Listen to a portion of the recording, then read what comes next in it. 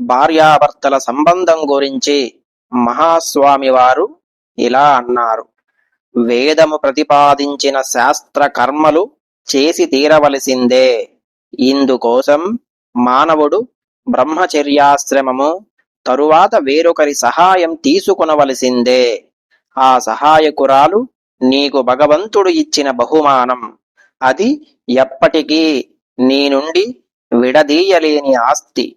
ఆమె ఉపయోగం నీకు కేవలం వండి పెట్టడానికి, నీ ఇంద్రియాలకు తృప్తినివ్వడానికి మాత్రమే కాదు. ఆమెను ధర్మపత్ని, యజ్ఞపత్ని అని శాస్త్రాలు కొనియాడాయి.